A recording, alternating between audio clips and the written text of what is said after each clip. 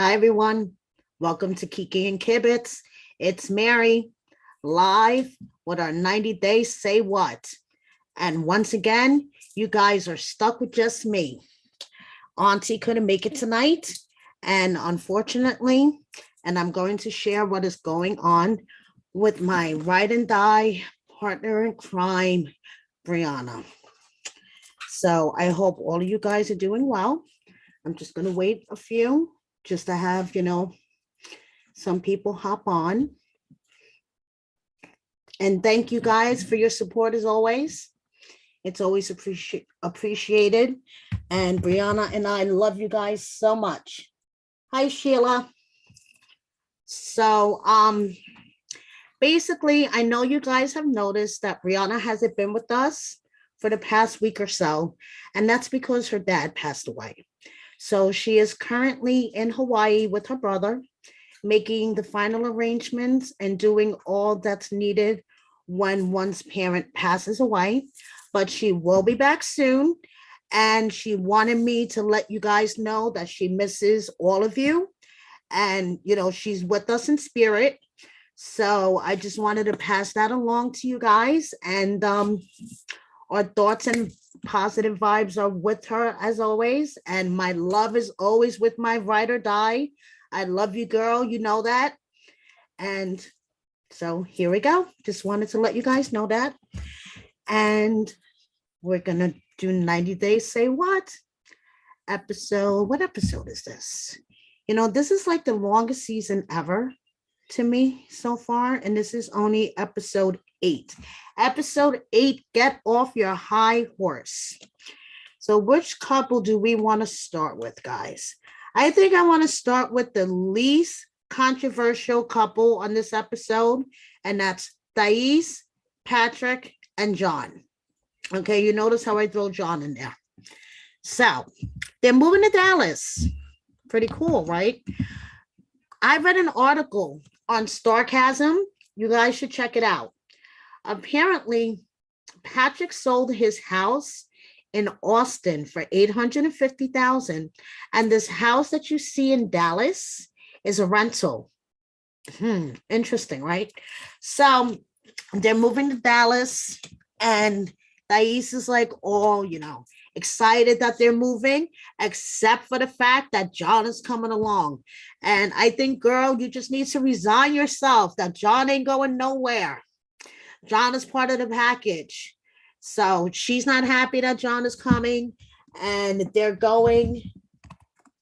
Yes, Janet, I will pass along your message to Brianna. Thank you so much. So Thais is not happy that John is part of the package, but she is happy that they're going to Dallas, and she's picturing this big house, and they're going to have this huge, huge quarters to themselves. And they get there, and she's kind of like, this is it. I pictured the house to be bigger. Your other living room was bigger. I don't like this couch. I don't like this table. And I kind of smell gold digger. I don't know. It's just I kind of got a whiff of gold digger during the scene. And Patrick kind of got a red flag in front of his face, because he just didn't appreciate her attitude. Patrick grew up in a trailer park, 6 kids, sharing like 2 bedrooms. I wouldn't be surprised if he had to share a bed with one of his brothers at one point, So he was not appreciating her attitude, but John wanted everyone to know in his little confessional that he wanted Thais to feel really welcome into the family. John, I know you're full of shit. Okay, just by the look on your face and the sarcasm dripping from your voice, you really, really want things to work. You really, really want her to feel part of the family. You're really full of crap, John, but good try. I like it. Good try. So, and Patrick is like, I don't know. This is a red flag. Thais is like, I want a bigger living room. John is going to sit in the living room and play his PlayStation and drink his beer no matter what. So let's see what happens with these two. So moving on. I think I want to move on to And see, all these couples are so like, ugh. I don't even know which one is like less ugh than the other. Okay, Mohammed and Eve. So Eve decided that she was going to take Muhammad to a local mosque. Okay. So he could have the experience, so he can see that she's trying to understand his religion, whatever her intention was to take him to this mosque. But then she's complaining all the way about having to cover her, having to cover her hair, the scarf being too hot, the immediate segregation of the men and the women is like, Eve, did you not do your research, girl? Like, come on. I'm Catholic. I've never stepped inside of a mosque, but I know the basics. Girl, you did not realize all this, and you are going to marry a Muslim man from Egypt? Really? Come on. So this whole storyline between Muhammad and Eve just annoys the shit out of me because they're both hypocrites. Muhammad's a hypocrite himself. I mean, he's like complaining about Eve going out with her friend, which honestly, I feel like he did have a right to be pissed. But he's only a conservative Muslim when it suits him, because when it comes to sex, food, and money, he's not a conservative Muslim. But she's going out with his girl, with her friend. He's been here what, like 2 weeks now, tops, and she's already going out for girls' night. So of course he's going to be pissed off. And then there's this whole scene with her girlfriend, which got under my skin too, because Eve is not a victim. Eve is not the victim here. Mohammed is not the victim here. Neither one of them are victims. But the girlfriend is like crying, and she's like, I'm scared. And I understand she is the mother of a special needs child. And I love Deron. Oh my God, Deron brings a smile to my face and he warms my heart. But Eve knows she's a grown ass woman. She is not the victim. She is not a victim. She knows what she is getting with Muhammad being a conservative Muslim man from Egypt. And I use the air quotes because, like I said, Muhammad is a conservative Muslim when it suits him, except when it comes to sex, food, and money. Obviously, then it doesn't suit him. But whatever. Both of them are hypocrites. Both of them annoy the fuck out of me. The scene with the girlfriend crying really got under my skin because she is not a victim. And that's all I have to say about these two. So moving on to the next couple. Let's go to Jibri and Miona, because they're but at least they're entertaining and funny. So they're going off to Chicago in their matching jean jackets and a half a tank of gas. And he thinks he's going to get there, and they're matching jean jackets and half a tank of gas. I think David, however the hell you want to pronounce this kid's name, kicking him in the head into a 3-day coma back in high school really affected Jibri if he thinks that he's going to get to Chicago with matching jean jackets and a half a tank of gas. And what the fuck? How could you be friends with someone who kicked you in the head and you were in a coma for 3 days? I mean, okay, so anyway, they're going off to Chicago. He needs to go make music with the Black Serbs, and Miona's not happy, but she's getting her beach wedding out of it. She has to go off to Chicago with him, but she's going to get her beach wedding out of it.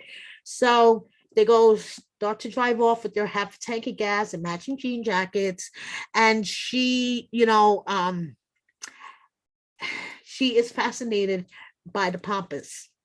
And Brianna will tell you, Pampas are very expensive. Her son and his fiance were planning their wedding, and she was helping them pick the flowers. And his fiance wanted pampas, so she will tell you about the pampas. Okay, so when I saw her going, oh, look at the pampas, I cracked up and I immediately thought about my girl.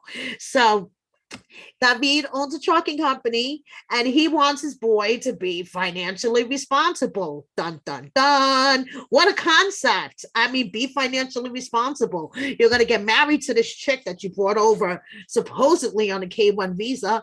We all know that they're already married since like February of 2020 before they started even filming this. But, let's pretend for, the camera's sake that she's here on a K1 visa. So you need to be financially responsible, Jibri.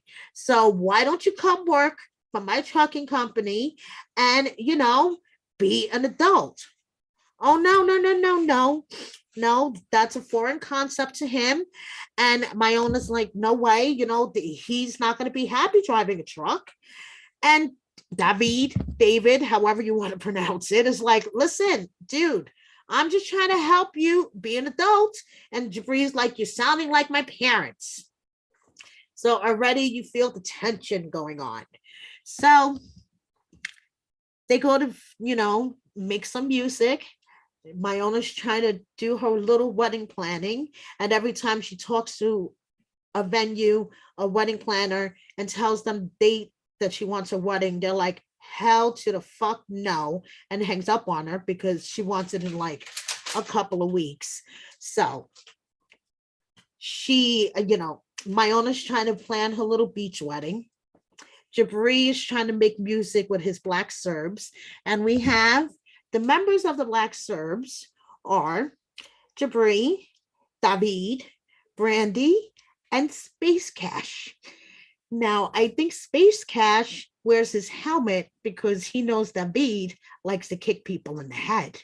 Okay. As we can see, David, and Jibri got a little violent. So I think Space Cash knows better. And he decided to, and he's like, these fucking guys are nuts. Nobody's kicking me in the head. I'm going to wear this helmet around these motherfuckers. Okay. So we have Space Cash over there in the corner and they're going to, make music. So David, being the little shit stirrer that he is, like, turn your phone off, dude. Put it on D&D. Why do you got to text my owner, dude? I mean, she knows you're here making music. Just put the phone on D&D. What's up with that? I mean, what's wrong with you, dude? Just put the phone on D&D. And Jabri's just like, shut the fuck up. And then they start playing the hands game. And before you know it, David is going to kick Jibri in the head and he's going to be in a coma for like 7 days. So we'll see what happens next week. And that's what's going on with that. So moving on to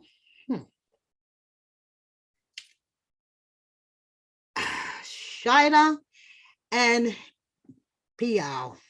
Bilal, you condescending bastard. And Shida, you don't have to blame it on the hormones. Just tell him, you're a condescending fuck. I don't want to go anywhere with you. The last time you made me feel like shit. I mean, so he's like, what's going on? I think, you don't take religion seriously because you don't want to come with me. And the last time, the last and the first and the only time she went with him, he like ignored her, treated her like shit. And now he's like, oh, I feel like you don't take religion seriously. Okay, Bilal, you condescending bastard. And I want your opinion, guys. Drop me a comment. What do you think about the whole pin in the couch thing? Because I honestly don't know what I feel about that. I mean, part of me is just like, fucking get over it, you OCD condescending bastard, because I feel like no matter what she does, he's going to pick at her. But what do you think about the whole pins in the couch thing? I mean, is that like something that people do? Or because I've never heard of it until she said it. So, okay, not a crime. Yeah. I mean, it's just, I really was like, okay, I just thought it was another reason for him to pick at her. And then the water. Honestly, yes, there was a lot of water on the counter. I would have gotten annoyed with the amount of water on the counter if someone would have done that in my house. But dude, There was, okay, someone tweeted and I retweeted, I posted it on our Instagram page. We saw a drop of water on that floor. He saw Lake Michigan. It was like, dude, come on. There was not that much water on the floor for you to make that such of a big deal. Like the counter, yes, I would have been pissed as fuck about the counter. But the floor, take a paper towel, wipe it up, get over yourself. He's like, oh, it like buckled. I mean, I get it. She could have cleaned it up, but the way he was carrying on, he made it sound like there was a flood, like she flooded the kitchen. It's like, I get it. She should have cleaned up after herself. But fun fact, she posted to her Instagram story that she did that to purposely annoy him. So they did it for the cameras. If she did that to purposely annoy him, that's all I have to say. She posted that to her Instagram story yesterday. And also, she said that she doesn't do dishes, that a dishwasher is her best friend, which segues into the next little fit that he had about the spoons and the knives and the forks not being in the right place and not being washed properly. So this is another thing that I get into. Some of these scenes, I would say a lot of these scenes are so scripted. And it's just like, I don't know, annoying as fuck. Annoying as fuck. But so Shida and Bilal, annoying as fuck. And I don't know who to go because the last two are the most annoying as fuck couples. And it's like I gotta flip a coin between Ari and Binny or Emily and Kobe. So I'm going to go with Ari and Binny first. Ari is the ultimate fucking buzzkill of the universe. So they're driving to the MMA gym, and Binny is just like the little kid. He's just like, oh, I'm so happy. I'm going to the gym. And, we're going to check out this gym. And, I'm so happy to be training. And Ari's like, I really want to support you in this endeavor. But, and she always has to throw in the but. Like, are you fucking kidding me? Can you just let him enjoy his first day of training? Can you just find out what it entails first before you try to, stick the pins into his dream? Just like Shida sticking the pins into Bilal's couch. I mean, come on, Ari, please. Give the guy a fucking break. So they get to the gym, and Binny is like in Disneyland. His eyes are like the size of his head. He's like, oh my goodness, I've never seen, a gym like this before. Oh, thank you, Capricorn 11, for the super chat. Love you so much. Thank you. He's like, I've never seen a gym like this before. They have real equipment. They have real mats. I'm not like in the back alley fighting with my friends like I did in Ethiopia. Oh my goodness, this is so cool. And Ari is like the ultimate lemon face, like, oh, I don't know if this is feasible, if we can do this. It's like, come on, let him have his moment. Like, at least he's showing like motivation to want to do something. So apparently, Ari got a job with her friend's social media company, which apparently didn't last that long, because she's on the gram right now talking about that she doesn't have a job and she needs to sell her stuff so she could stop mooching off of her parents. So she is apparently at the time working for her friend's social media company, and she's complaining that she has to live probably what's 95% of our lives. She has to multitask. She has to pay attention to her kid. She has to work. She has to talk on the phone. She has to multitask. Welcome to my life, bitch. 99% of my day is multitasking. Right now, I'm multitasking. I'm reading my notes. I'm podcasting. I'm looking at comments. Welcome to a real adult life, Ari. She's complaining about multitasking. So they go back to the gym, her and the baby, Avi. You know, I wish we could just have a segment with just Avi. Avi playing, Avi babbling, Avi just doing Avi. I would just love a segment with just Avi without his parents. I would watch it all day long. So they go back to the gym and she realizes, dun dun dun, Benny is training with a woman. Oh my goodness. Benny is training with a woman and he didn't stop to call her to okay it with her. Oh, no, no, no, no, no, no, no, no. No, so she had to get first, could someone, a complete stranger, watch my child? Take my child while I go confront this female MMA fighter that will knock my teeth out with one punch. So someone take my child. So she goes over there. She's like, what's your name? And if I was this girl, I think I would have knocked her out. So she's like, Melissa, what are you doing here, Melissa? I'm training with your husband, you dumbass. We are at a gym. The trainer is here. We are obviously training. This is what we are doing. Oh, why didn't you tell me that there was a woman going to be here? Well, sorry, Ari. He didn't have time to stop in the middle of training to call and like okay it with you. He got there. They said, this is your sparring partner for the day. And he said, okay. And they started to spar.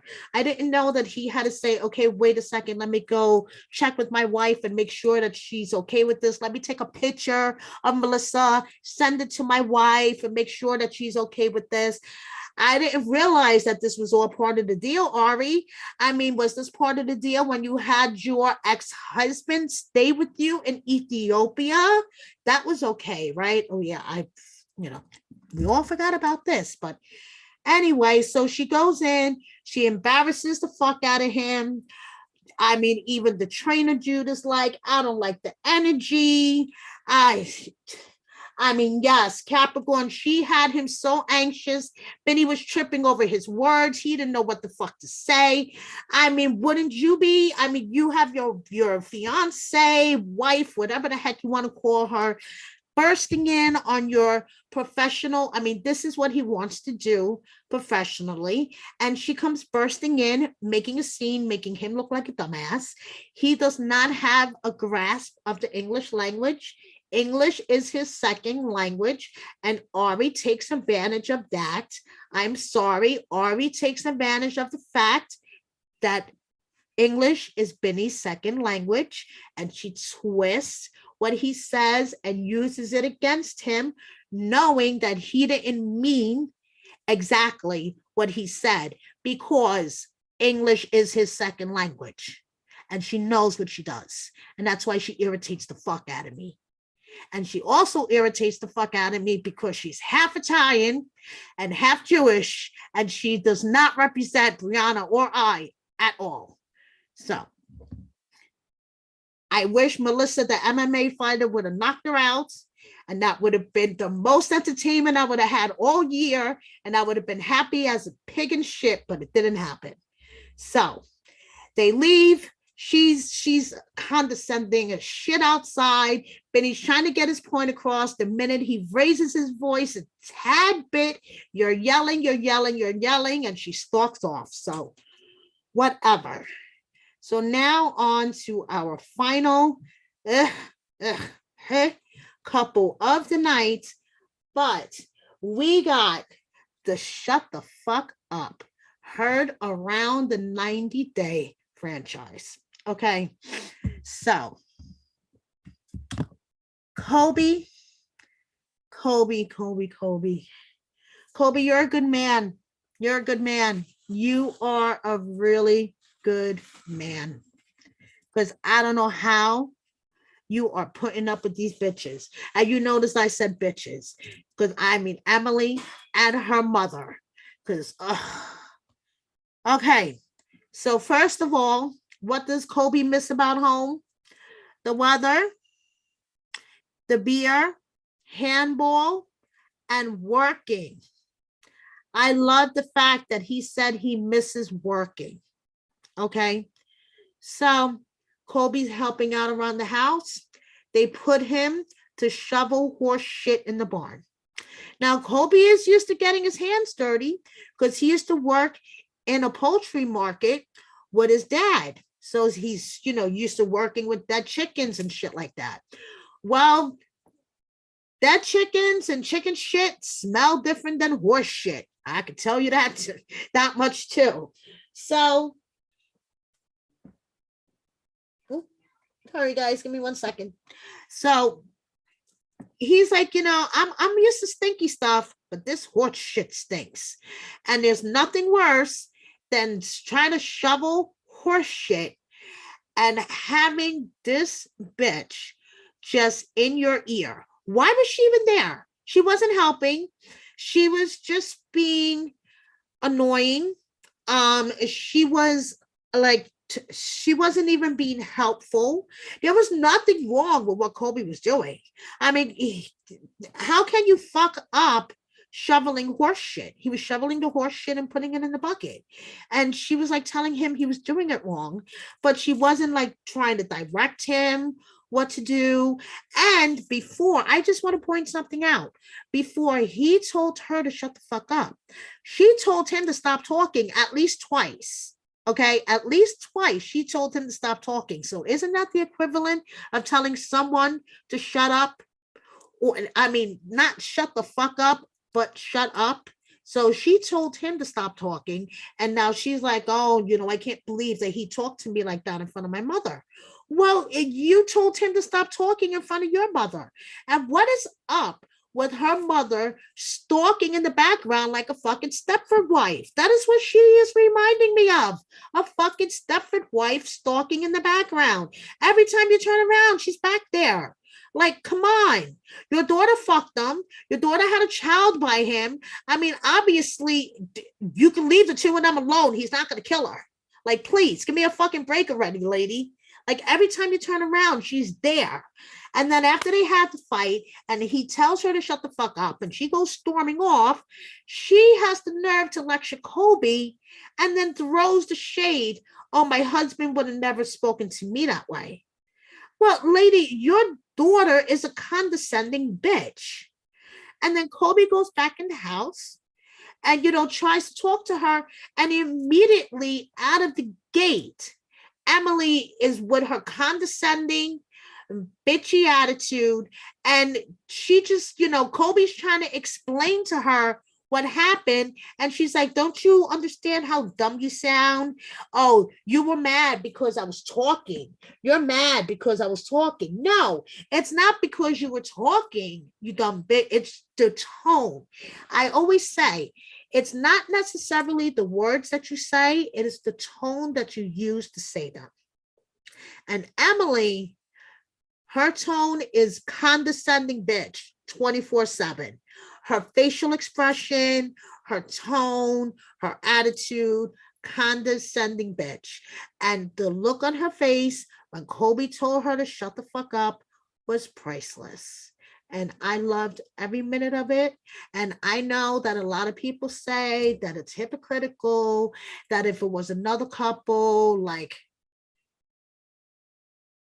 Pial and Shida, like if he would have told Shida to shut the fuck up, that we would have been all up in arms and we would have been screaming our heads off. Well, you know something? Emily's a fucking raging asshole and she deserved to be told to shut the fuck up.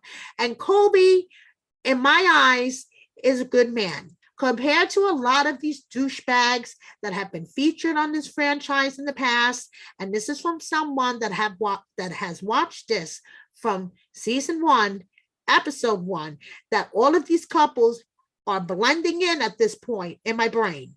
Colby is standing out as one of the top 10 good men.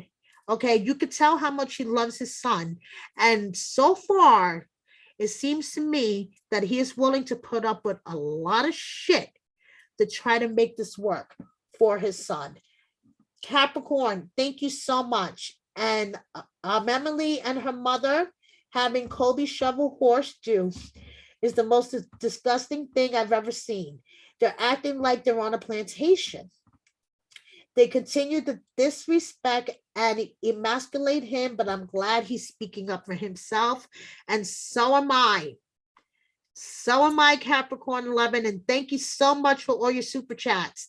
But so am I. And when Kobe told her to shut the fuck up, I got up and clapped because he does not deserve to be treated the way that he's being treated by her family. I mean, we see next week the father sitting down and he's like, do you have a plan? That's all fine and dandy and everything, but why isn't his daughter included on the conversation?